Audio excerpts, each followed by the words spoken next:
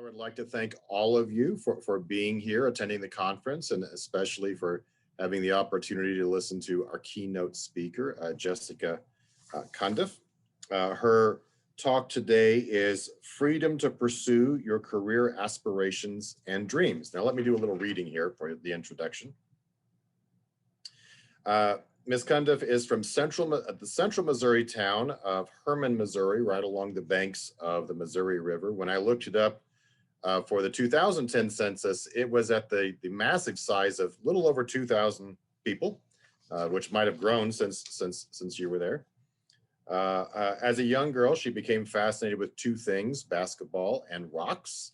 Her love of basketball was nurtured by her great aunt, Betty Jo Graper, who was the longtime women's basketball coach for, I think, about 40 or 50 years or so, since the 1950s, here at Weatherford College. And every summer, as a young lady, she would come down to Weatherford. She'd shoot hoops in the gym. And when she was in high school, she would also participate in basketball camps down here, most notably at TCU.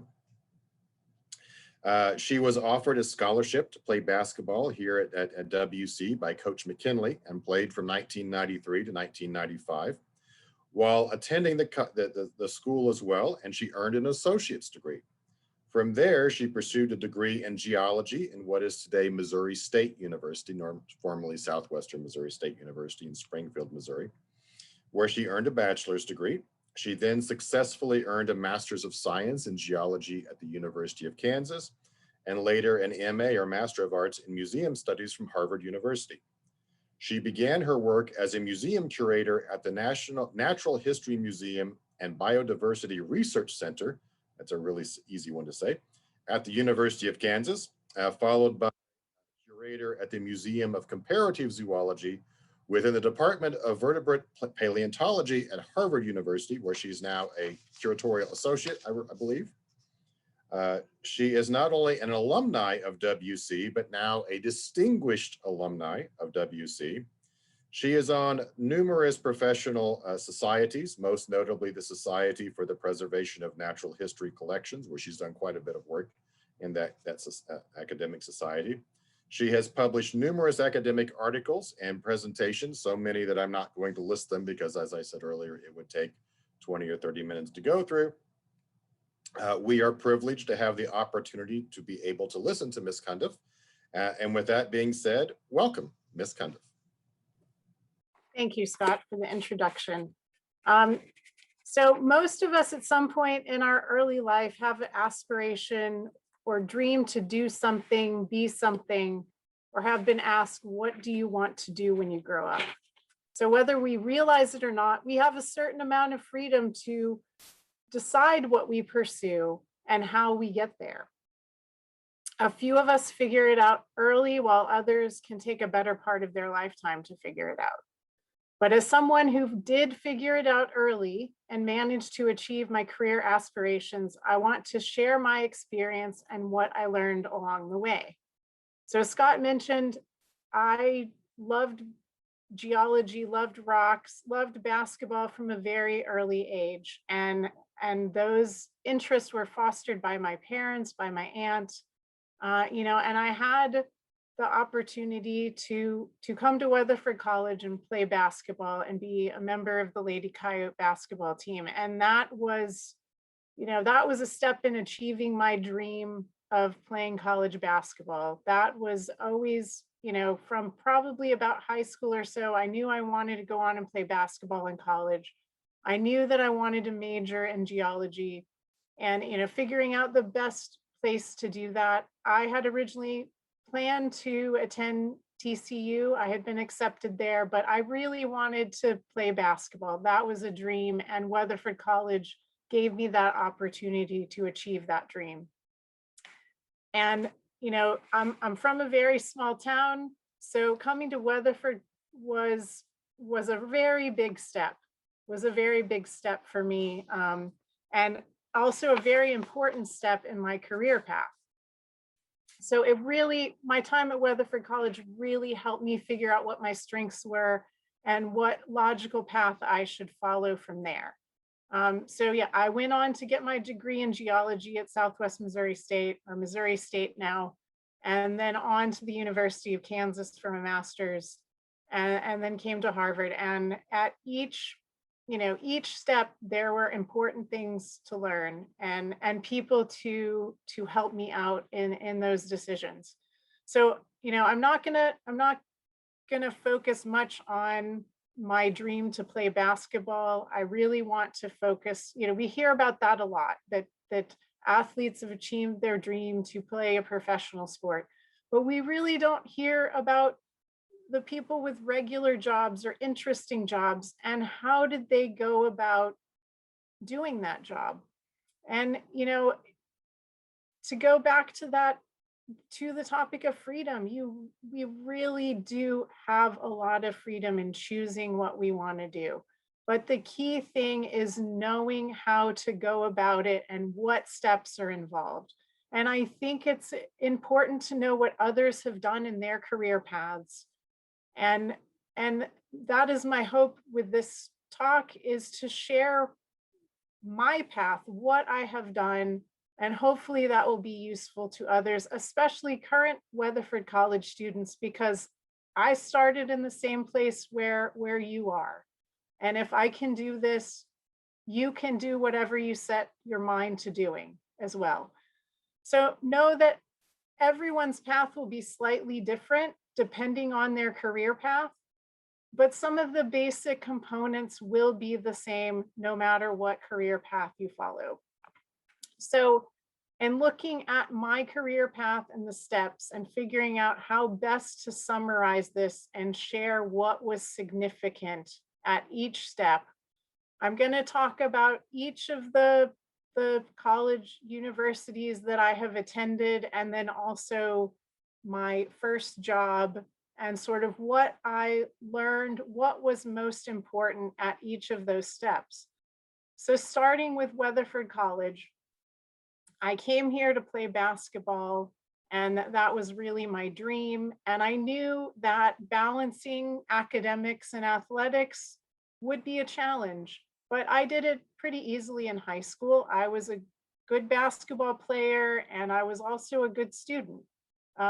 Top 12 of my class, not a very large high school, but I did really well. And as athletes in high school, we were expected to be on the honor roll. We were expected to do well in our classes.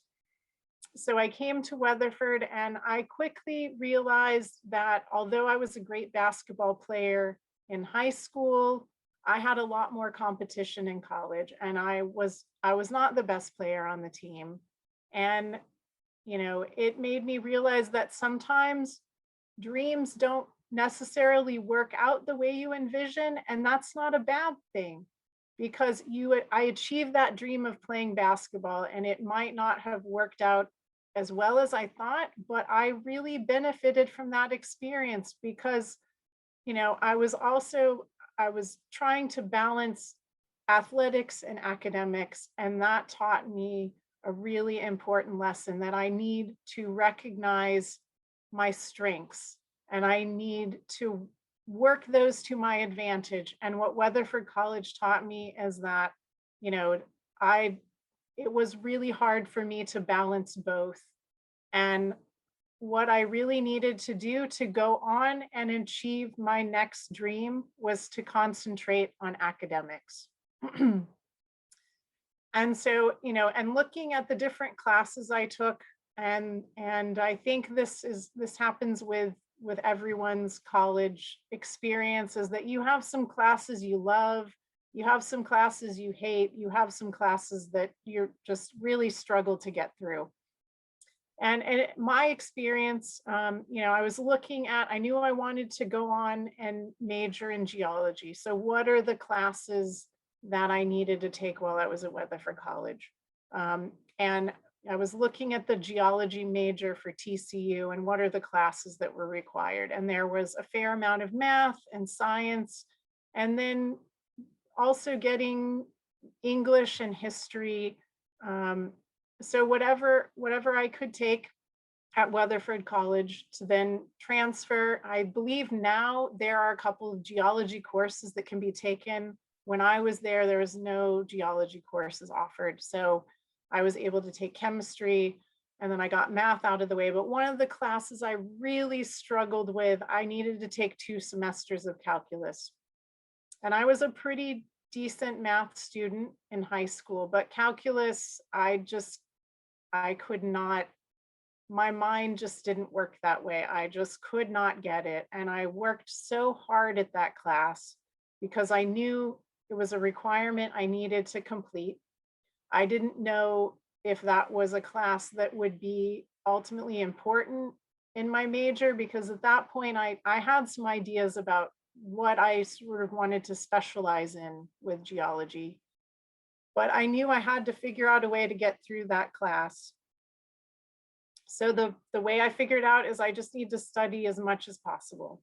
So every opportunity on the bus to our games, my nose was in my calculus book.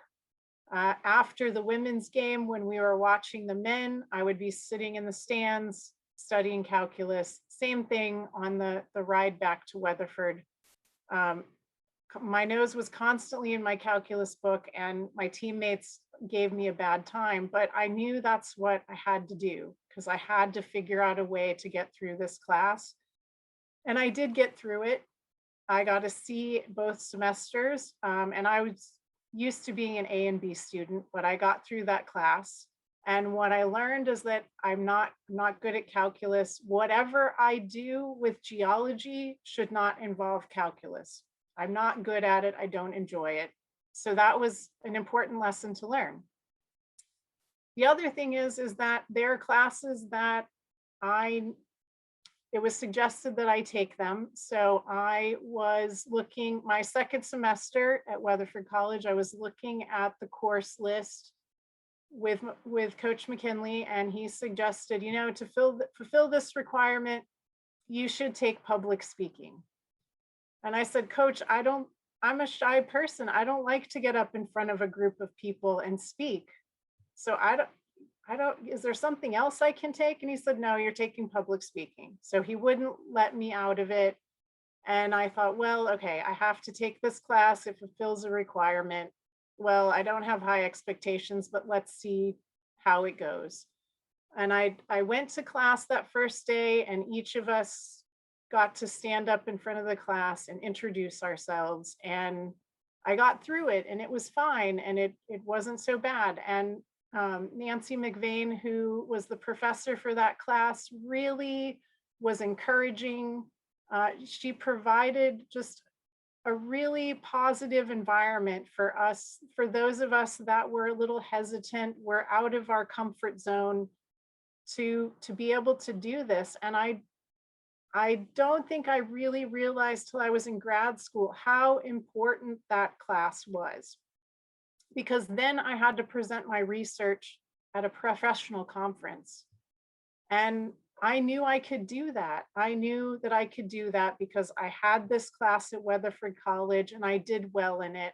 And I learned the skills to be able to prepare a speech and give it. So, you know, I would say don't discount a class because it's hard or it takes you out of your comfort zone.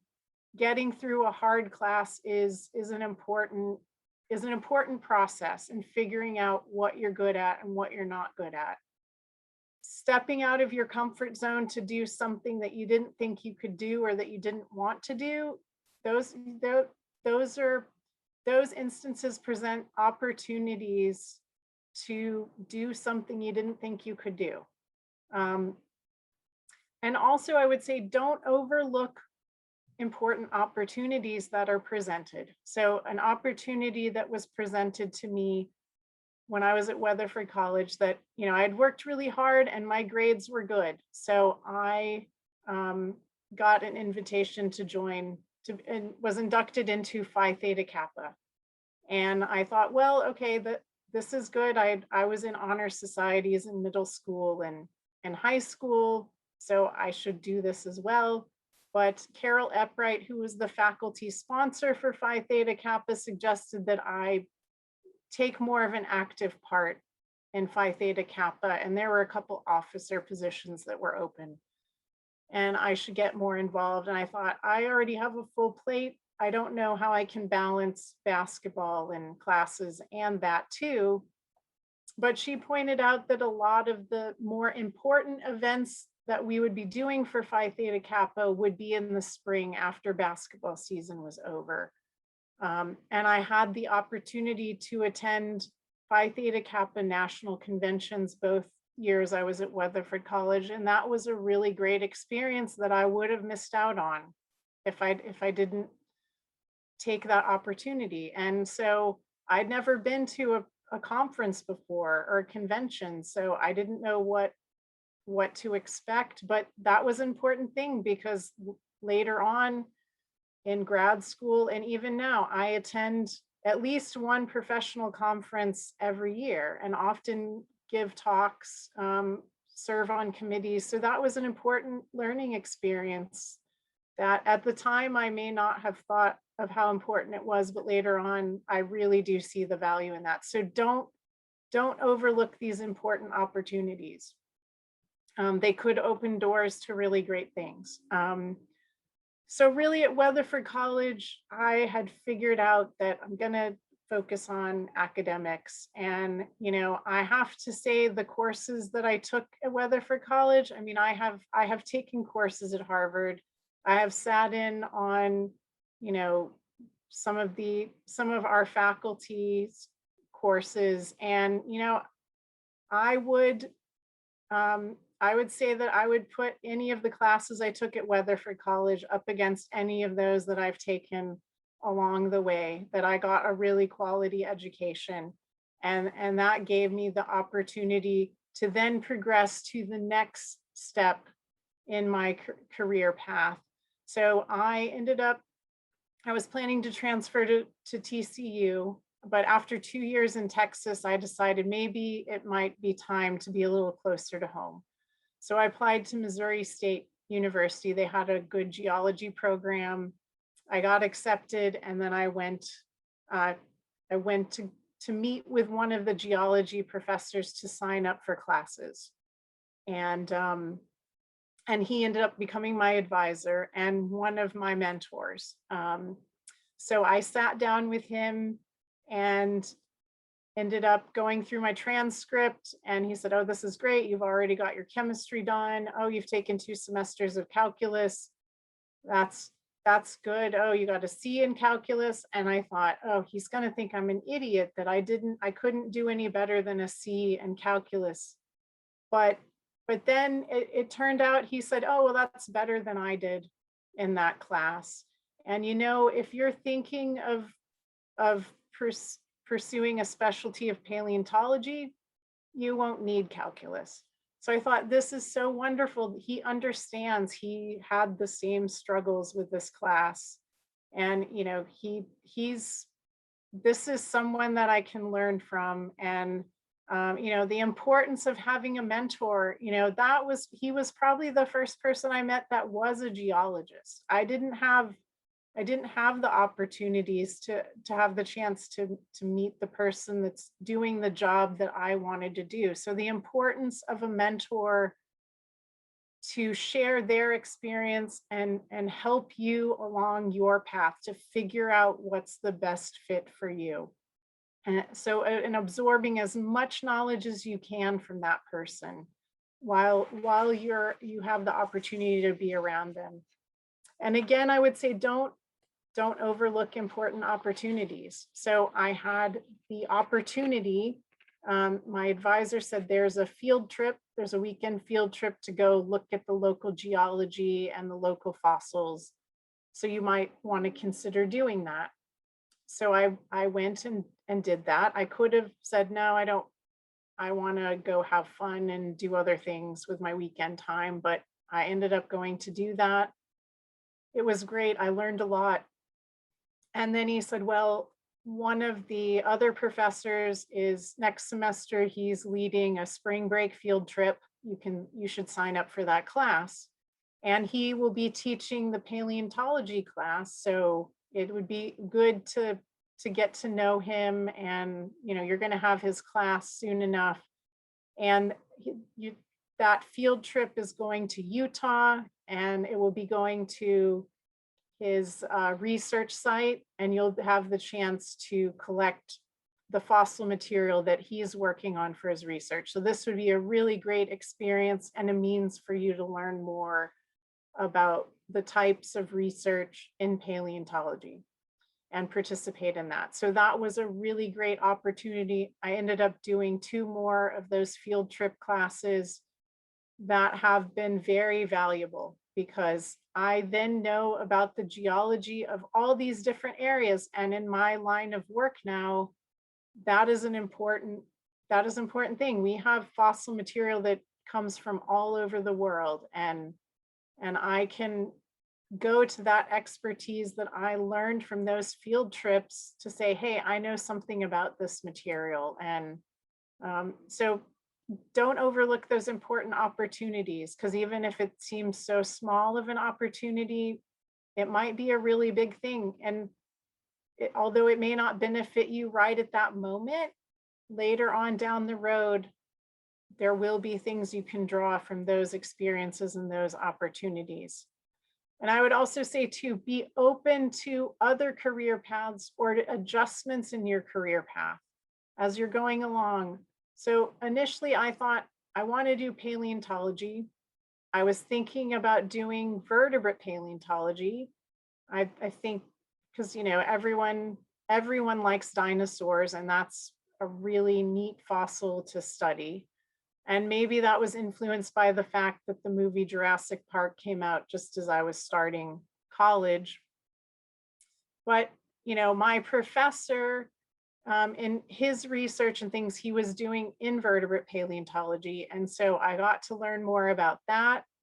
I took his class and did really well in that. And then I also had the opportunity to do an internship the summer before I graduated.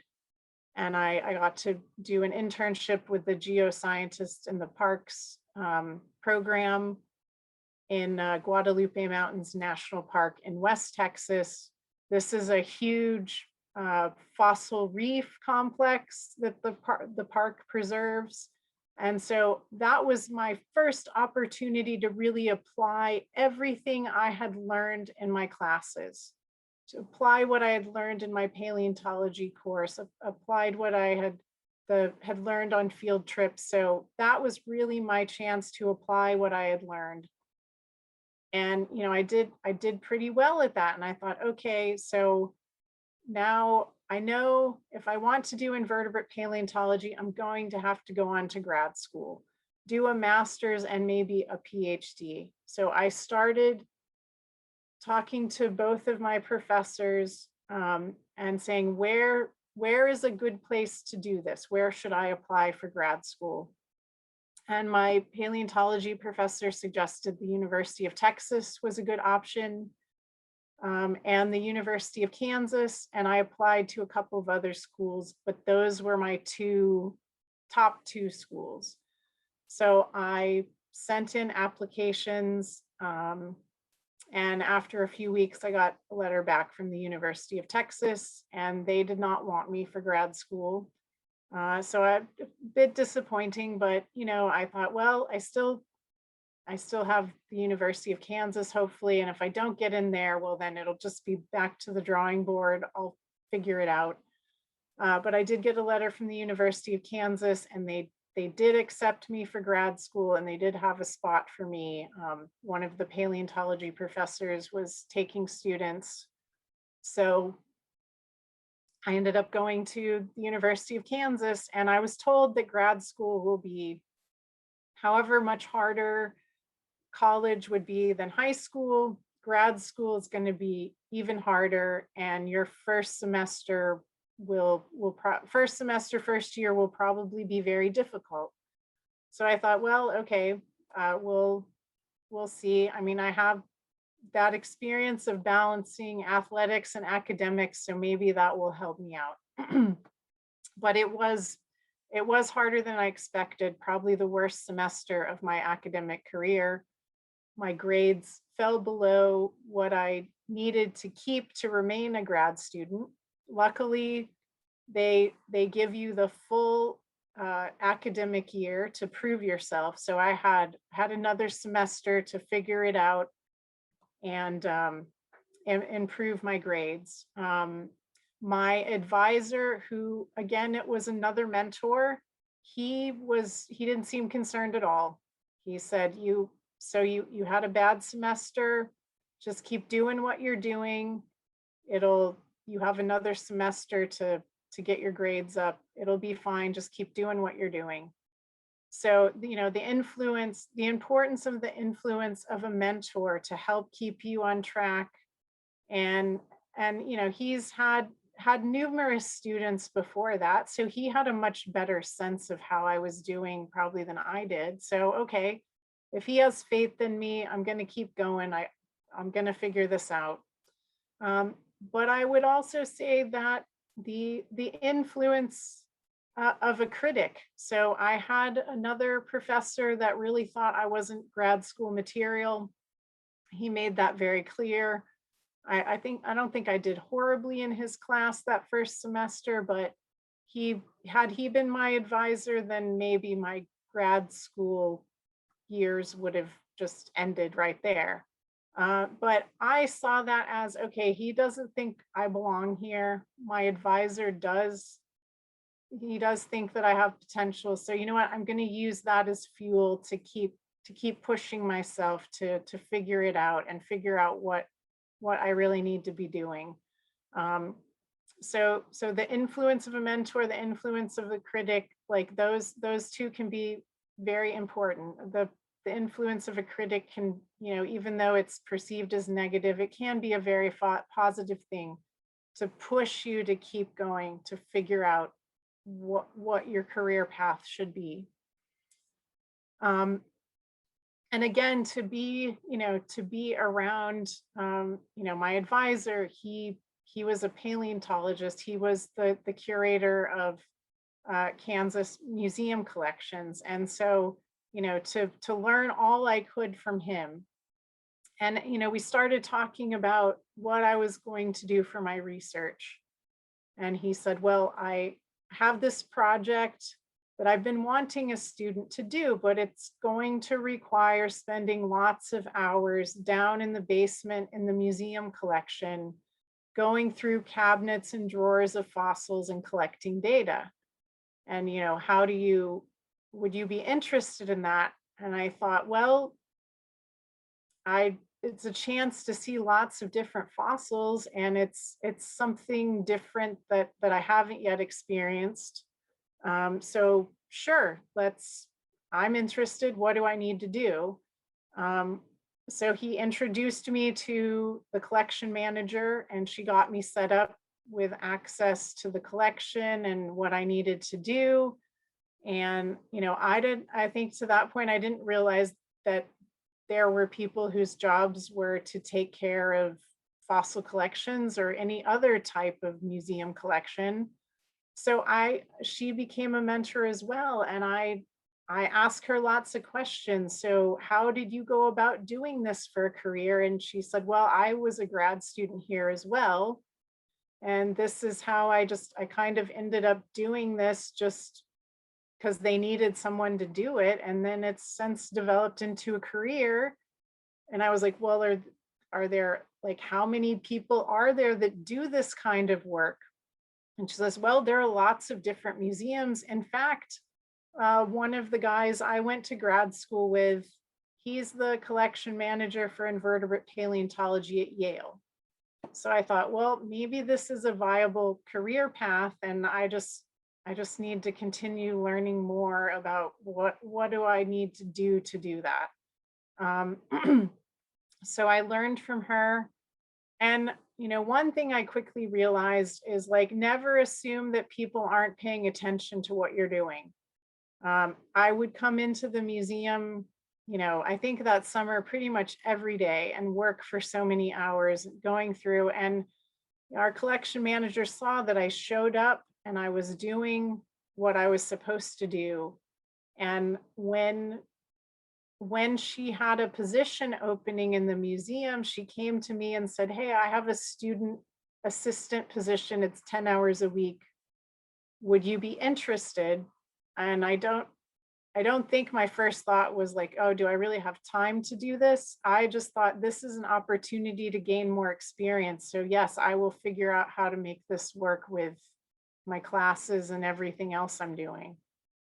And then I did that for a while. And then when she had an opening for a 20-hour-a-week position as a curatorial assistant, you know, she offered it to me. And then I really realized like, oh, this is a position that, you know, there are positions like that at other museums. So if I get experience doing this here, that will translate to another place. And so this is an important opportunity for me to take advantage of. And you know, she really helped me like quite a lot, helped me figure out what I needed to do and what I could do there. And, you know, even as far as keeping an eye on job postings. And she came to me, I think this was about a week before I defended my master's thesis, and said, there's this job posting for a curatorial assistant at Harvard University in the Invertebrate Paleontology collection. I think you should apply. And I thought, but it's Harvard University. I have no chance. Like, there's probably hundreds of people applying for that job. I have no chance. And she said, well, you won't know unless you try. And I talked to my advisor, and he basically gave me the same answer. You know, even if you don't get an interview, even if you don't get the job, it's still experience. You get the experience of putting together your resume. If you get an interview, you get that experience. It's an important thing to do, even if you don't think you have a shot at it. So I would say, again, don't overlook those important opportunities, even if you think they're pretty far-fetched or just a long shot, because you don't know, they may not be. I thought that would be a long shot, and I ended up sending in a resume and cover letter, and within a couple of weeks I got a call, can you come and interview? And then, you know, I started thinking like, oh my gosh, like, do I have a chance at that? And if so, that would mean moving halfway across the country for a job. And how do I feel about that? But I still thought I probably don't really have a chance. But I will prepare as much as I can prepare to go and interview and just see what happens. And I got there, and I really realized like, wow, this is an amazing collection. It was at least twice as big as the collection we had at Kansas. And the collection manager there, he was later in his career. He had been doing this for probably 30 some odd years. He had already spent, I think, close to 30 years at the Smithsonian managing their paleontology collections. And so I really realized I could learn so much from him, because he's already spent nearly his entire career doing this. And so leaving there, I thought like, I really, you know, this is a really great opportunity. Like, I hope I have a chance. I hope I did well enough in my interview to get this. And in a week or so, I got a call offering me the job. And then it's like, wow, okay, this is really happening. And that was a bit daunting, because I was moving to a big city where I knew nobody. I had only visited there twice before. So, you know, certainly a daunting thing, but an opportunity that I had to give it a go and see where it went. Because if I did well at it, who knows, I might have the opportunity when my boss retired to have a chance at that position. So I ended up, you know, arriving at Harvard, starting my new job, and my boss was really great. And, you know, another mentor, like, he taught me so much about managing collections, and, you know, helped me navigate my early career. And, and helped me find, or actually, presented opportunities for me to do other things. So again, the importance of not overlooking opportunities. He came to me to say, would you, there's this museum conference, the Society for the Preservation of Natural History Collections. I'm not going to go this year. Would you like to go? And I said, sure, where is it? He said, it's in Montreal. It's only a 6-hour drive away. You should go. So the thought of going to a conference where I know no one, driving by myself for 6 hours, but I thought, well, it's an opportunity. I should just go see. And it was a conference of all the people that were doing the things that I wanted to do. Collections folks from all different types of collections from all over the world. And it was I really realized the importance of networking. So getting to know the other people who are doing what you want to do or are doing what you do, that is a valuable resource. Because when you don't know how to do something, those are the people you go to say, hey, have you done this? Can you give me any advice?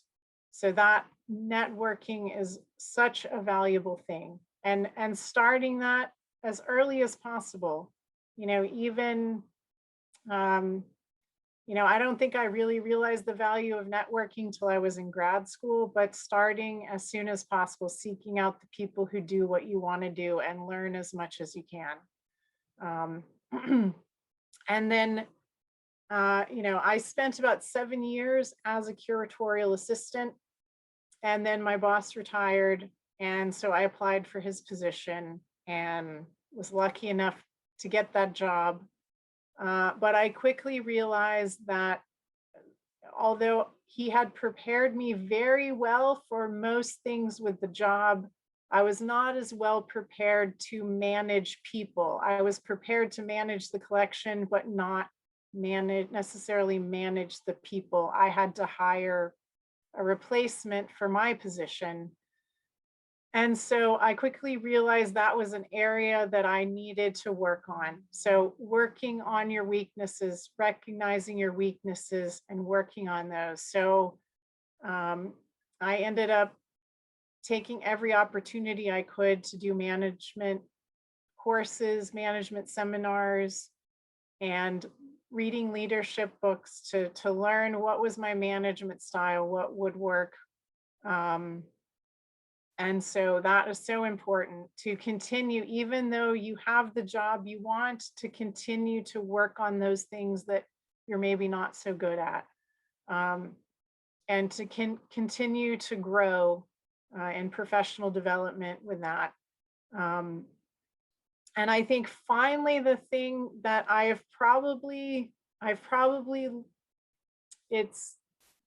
realized over the past like 5 years or so, as I had worked so hard to achieve that dream. I'd worked so hard to get that job. And this is really the job I want. This is my dream job. But I was feeling as though that I should be happier than I was, I think I was starting to feel a little burnt out. And why am I feeling that way? Because this is what I really want to do. But what I realized is that all of my energy, all of my focus was going into my career, and I had nothing to take a break from that. So what I really realized, the importance of having a work-life balance, that as much as you love what you do, you still need to take a break from it to refresh yourself so you can continue to stay engaged and not burn out on it and get to where you stop liking what you do. So those are really the important things that I've learned at each stage, and I assume there will be many more things that I will learn in my career. I mean, I've now been at Harvard for 20 years, and I hope that I have at least 20 more to go. But it's, And my path, I mean, that's my path that I've followed. And I have been really lucky that the job opportunities I've had, you know, most people aren't that lucky that the timing that there's a position open before they've even finished their degree. So, you know, I know for those, that's just the luck of being at the right place at the right time. You know, and those are things you can't control, but working on the things you can control, taking advantage of the opportunities presented to you, working on the stuff that you're not so good at. Those are really the important things, and to get you through the career path, and also learning from those that are already doing that, learning what path they've taken, what obstacles they've encountered, and figuring out what works best for you. So I hope this will be useful, especially to the current students. Again, you know, I started at Weatherford College, and if I can progress through my career and do what I really wanted to do, I think anything is possible. You just have to put in the work and the effort, and you know, make some smart decisions. So with that, I thank you for giving me the opportunity to speak, and I will, if there's any questions, I'd be more than happy to answer them. Well, thank you so much, Ms. Cundiff. Now, if any of you want to ask questions, all you have to do is go down to the bottom of the screen, and where you see the chat button, you can just click on that and you can ask questions. But allow me to start. My first question is this: why rocks? You know, again, I just had a fascination for them. I don't really know why, you know, I don't really know why. I mean, maybe, you know, I think where I grew up in Missouri, we had a lot of rocks. You know, our yard was filled with rocks. And I picked them up. I mean, I don't know, had I gone outside and picked up a frog, then maybe I would end up being a herpetologist. I can't really say. I don't know really where that fascination came from, but it's always been there. Okay, we have a question from Hanjan. Did your graduate school come with scholarships?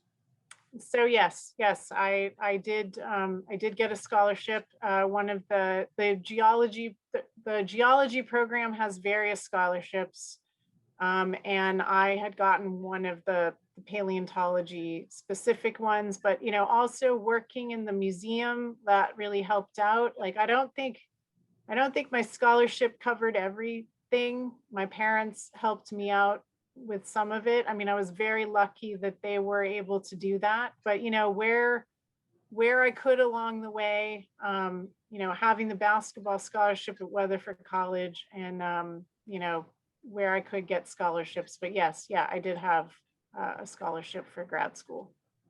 We also have a question. It's pretty open-ended, which is, what is your most memorable achievement? And maybe we'll get down to what was your most memorable whatever at Weatherford College, then later on in your career. At Weatherford College, I've had such a wonderful experience. And, you know, although basketball didn't quite work out like I thought, my teammates, those ladies were some amazing people to know, and I have some great memories with them. There's an interesting story that we had an ice storm, and someone got the idea that I think students did this for, you know, many men have always done this since, you know, the college moved to its current campus. Because certainly I heard my aunt talk about some of her basketball players grabbing the trays from the cafeteria and sliding down the hill when there was an ice storm or snow. So we had an ice storm, and I think it was my idea to grab our laundry baskets. And being from somewhere where there was regularly snow, I was the expert on sledding But I had teammates from Australia and Panama, and I don't know that they'd ever seen snow or ice. And so um, probably coach was not happy with us, but we ended up sledding down the hill by the gym in our laundry baskets. And we had such a great time.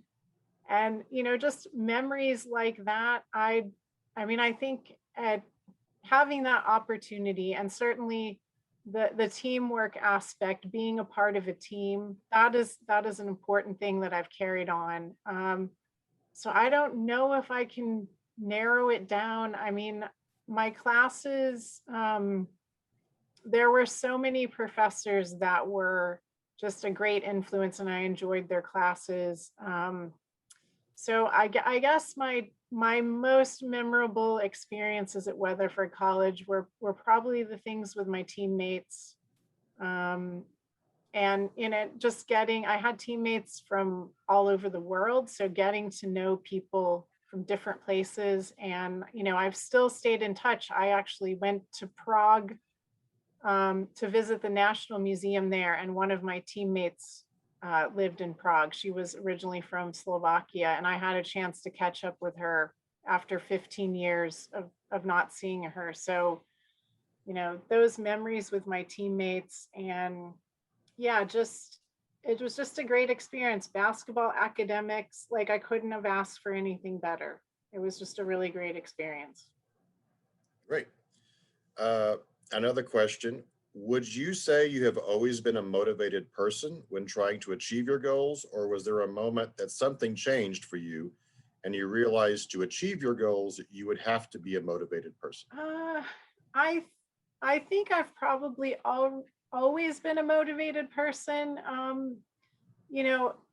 I was lucky to have parents that were always encouraging.